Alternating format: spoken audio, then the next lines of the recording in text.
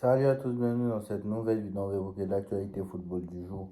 Et on va commencer avec Tottenham qui veut recruter Randal Kolo Muani et discute avec le Paris Saint-Germain. Kolo Muani à Tottenham, à voir s'il va s'en sortir ou pas. Combien Paris va demander. Tottenham ne va pas faire des folies, je pense, pour un joueur qui est en difficulté en ce moment. Donc Kolo Muani sur le départ, peut-être. Luis Campos et Luis Enrique soit doublé tous les postes au PSG. L'objectif disposer d'un effectif encore plus qualitatif. Donc il va falloir recruter non seulement un latéral droit parce que Mukele est sur le départ et c'est dommage parce que Mukele déjà il est bon et il aurait pu servir.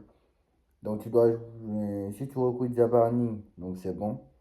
Tu as Beraldo, donc ça peut la faire. Beraldo, Zabarni. Donc la doublure de Pacho c'est Beraldo, la doublure de Zabarni ça peut être la doublure de Marquinhos ça peut être Zabarni, donc pourquoi pas. Et après, bon, ensuite t'as qui? T'as Mendes, mais il te faut un latéral gauche parce que il n'y a personne après. Il y a Lucas Hernandez qui peut jouer à gauche, mais c'est très compliqué parce que malheureusement Lucas Hernandez n'arrive pas à retrouver son niveau. Donc c'est à voir s'il sera titulaire ou pas, on ne sait pas. Donc Lucas Hernandez peut-être, hein, mais il n'arrive pas à retrouver son niveau, donc je ne sais pas s'il va rejouer un jour. Ensuite, on a qui? On a Hakimi, Mukele, mais Mukele, le problème c'est qu'il devait repartir en prêt, donc je ne sais pas. C'est dommage parce que Mukele aurait pu être une bonne option. Ensuite, il y a le trio indéboulonnable Fabian Ruiz, Vitinha, João Neves. Au milieu, t'as pas trop d'options, t'as que des jeunes, Warren Zaïre-Emery, Mayoulou. Et au pire des cas, tu n'as rien d'autre en fait. Tu n'as rien d'autre. Et c'est ça le problème. Voilà. Si Paris veut doubler les postes, il va falloir acheter au moins 3 milieux de terrain. Peut-être. 3 milieux de terrain. Peut-être. Parce qu'il ne faut pas oublier que très clairement, Paris n'a pas trop de milieux de terrain. Et malheureusement, après les trois là, là, Vitinha, Warren Zaïre-Emery et Neves, ben, ils ne pourront pas enchaîner autant de matchs qu'ils ont enchaîné l'année dernière. On a vu ce que ça a donné à la fin. Warren Emery n'est pas au niveau, malheureusement. Et il pourrait plus être utilisé à droite en doublure de Achraf Hakimi. De l'autre côté, bah, tu as Moscardo, mais qui est trop jeune pour confirmer, malheureusement. Qui est trop jeune, malheureusement, Moscardo. Donc, à voir hein, si Moscardo, ça serait une bonne surprise, comme peut-être Beraldo, c'est très compliqué. Donc, Moscardo, ça risque d'être très compliqué lui aussi. Kipembe, lui, ne fait plus partie du club. Donc, voilà, Skriniar a été vendu. Mayoulou est un très très jeune. Donc en milieu de terrain, tu as seulement Warren Zaïre-Emery. En doublure, à part Ruiz, Vitinha et Neves. Hein. Tu as Warren Emery qui clairement n'arrive plus à retrouver son niveau, donc on ne peut plus lui faire confiance. T'as Lee Kangin qui dans les gros matchs, ça craint parce qu'il ne progresse pas. T'as Moscardo qui est trop juste pour ce genre de match et qui très clairement ne fait pas le poids. Et t'as Mayoulou qui ne fait pas non plus le poids. Donc t'as quatre autres milieux de terrain, mais c'est que des jeunes joueurs que tu dois faire progresser dans le temps. Donc voilà, c'est pas les. Voilà, on n'a pas de. On n'a pas de milieu d'impact. Et même et quand bien même tu as Mayoulou, Moscardo, Zaï Emery, Lee Kangin, etc., bah, quand bien même tu as tes joueurs-là, t'as aucun impact physique. Le seul qui a impact physique, c'est Fabien Ruiz titulaire.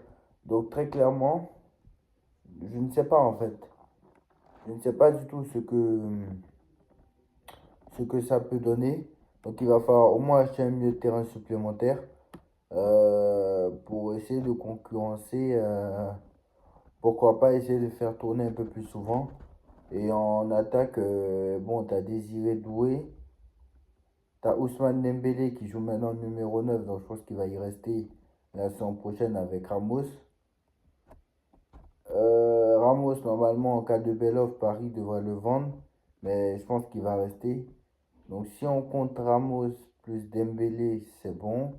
À gauche, t'as Vara Barcola, c'est bon. Et de l'autre côté, tu as Doué. Donc il te faut un ailier droit. Parce que Kolo Muani est sur le départ. Donc si déjà Asensio est parti. Donc si Kolo Muani part, il va falloir recruter au moins un milieu de terrain. Au moins un, non, au moins un. S'ils arrivent à vendre Kolo Muani, il faut que Paris recrute au moins un ailier. Donc un ailier en cas de départ de Kolo Muani. Deux milieux de terrain minimum. Parce qu'ils sont trop justes tous. Franchement, deux milieux de terrain minimum. Un ailier pour en cas de départ de Kolo Muani.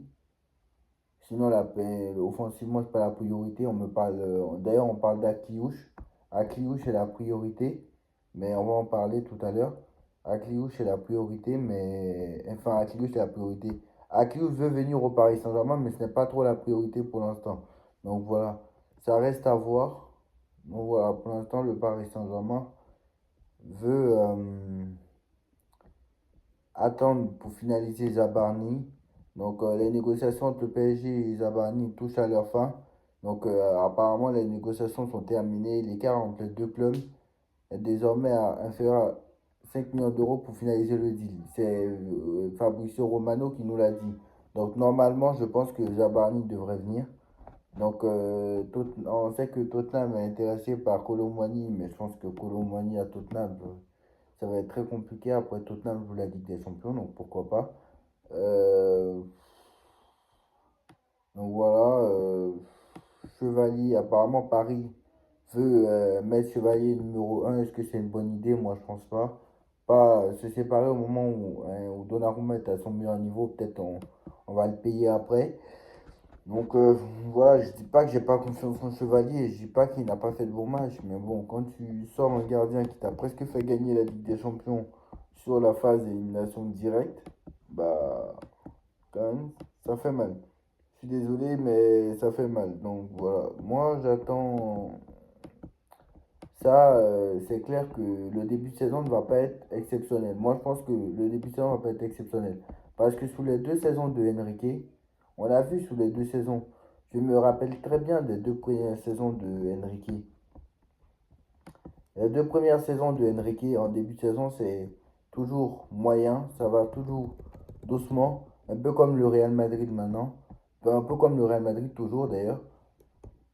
C'est-à-dire que ça va doucement et après, ça va crescendo, crescendo, crescendo. C'est-à-dire qu'après, plus on avance, plus ça monte en puissance. Et je pense que c'est ça maintenant que Paris cherche à faire en fait. C'est ça que Paris doit faire. Parce que le but, c'est d'être bon au bon moment. C'est d'être bon au moment crucial. Pas d'être bon à la première partie de saison. Tout le monde s'en fout de la première partie de saison. Très clairement. Tout le monde s'en fout.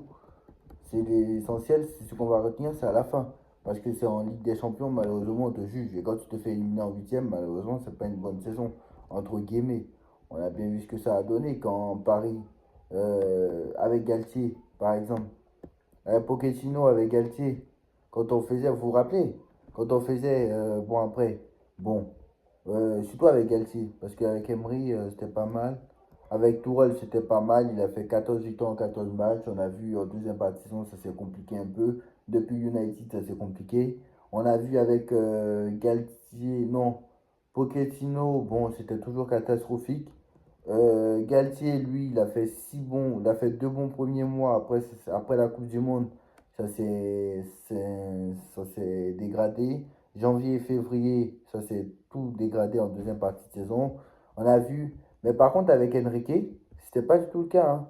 Enrique, lui, par contre, il commence toujours mal. Je me rappelle que quand il est arrivé au début, il avait gagné seulement que sur les 5 premiers matchs de Ligue 1, c'était deux nuls, une défaite et seulement deux victoires.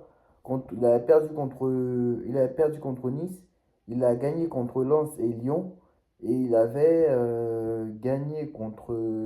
Non, il avait fait match nul contre Lorient et match nul contre Toulouse. Mais pourtant, on a vu ce qui s'est passé en deuxième partie de saison. Même en première partie de saison en Ligue des Champions, au bout de 5 matchs de Ligue des Champions, c'est quoi? C'est un match nul. C'est quoi? C'est un match nul. C'était deux victoires et deux défaites. Mais pourtant, à la fin, bah, il finit avec deux matchs nuls, deux victoires, deux défaites. Et il finit deuxième de la poule, enfin il finit deuxième de la poule de Dortmund, Milan et Newcastle. Et il arrive à aller en huitième de finale avec la Real Sociedad. Il est bas. Il va contre le Barça, il est bas. Il va contre, je ne sais pas, Dortmund. Et c'est là qu'il échoue avec 6 poteaux. On l'a vu là, dans la deuxième partie, il était bien meilleur. On a vu cette saison aussi. Cette saison, c'était pareil. Cette saison, on a galéré. On était 25e ben, de la cinquième. Non, on était 25e de Ligue des Champions, de la quatrième à la septième journée. Pourtant, on a, on a réussi quand même à inverser la tendance. Et en deuxième partie de saison, on était meilleur. Le déclic, c'était Salzbourg, après Stuttgart, après Manchester City, enfin, Salzbourg, Manchester City, Stuttgart, on a vu. Et en deuxième partie de saison, ça s'est accéléré. Pourtant, le début de saison n'était pas exceptionnel. Donc voilà, il ne faudra pas commencer à juger dès le début. Il faut rappeler qu'une saison, c'est pas 2 mois, mais c'est seulement, on juge sur le long terme. Donc, faut pas commencer à attendre des choses dès le début, de suite, parce que Paris a terminé fort, évidemment, donc on va vouloir qu'il y ait une continuité. Mais il ne faut pas oublier que, voilà, ben, les autres clubs de Ligue 1, ils ont eu au moins 2 mois de vacances et pas nous. Nous, on a eu seulement 3 semaines. Mais je pense que vous avez vu que ça sert à rien de vous expliquer que malgré le fait que les autres ont eu plus de vacances que nous et que ils ont repris, parce que les Nantes, ils ont repris peut-être. Ils ont déjà fait 5 matchs amicaux, Nantes, je crois, si je me trompe. Attends, je vais taper FC Nantes. Déjà, le FC Nantes, je pense qu'ils ont dû faire 3 4 ou 5 matchs amicaux, je pense. Donc, déjà que Nantes a dû faire 4 ou 5 matchs amicaux, je pense que, voilà. Nantes a dû faire 4 ou 5 matchs amicaux, je pense. Voilà, demain ils jouent contre Angers. Après, samedi 9 août, ils ont le Paris FC. Donc, autant vous dire que, voilà. Autant vous dire que ça rigole pas. Et après, je compte le Paris Saint-Germain. Mais bon, c'est. Ce que je veux dire, c'est que, voilà. Nantes a commencé sa préparation depuis très, très, très longtemps. Et nous, on commence à peine. Nous, notre premier match de préparation, ça sera seulement ça sera combien le 12. Ça sera seulement le 12 août, dans 11 jours, face euh, à Tottenham. Donc voilà, Tottenham qui a repris la course peut-être depuis un mois. Donc voilà, donc faudra pas commencer à juger dès le début. Il va falloir attendre. Tottenham a repris la course il y a un mois parce qu'ils n'ont pas fait la Coupe du Monde des clubs. Donc voilà, faudra attendre. Il faudra espérer que le Paris Saint-Germain fasse la même saison. Mais évidemment, ça va être compliqué, on le sait très bien. Mais voilà, il faut que Paris recrute Zabarni, etc. Et on verra très bien ce qui se passera. Dites-moi en commentaire ce que vous en pensez. On like, on partage, on commande, on s'abonne. Et on se retrouve très vite une nouvelle vidéo. Tchuss.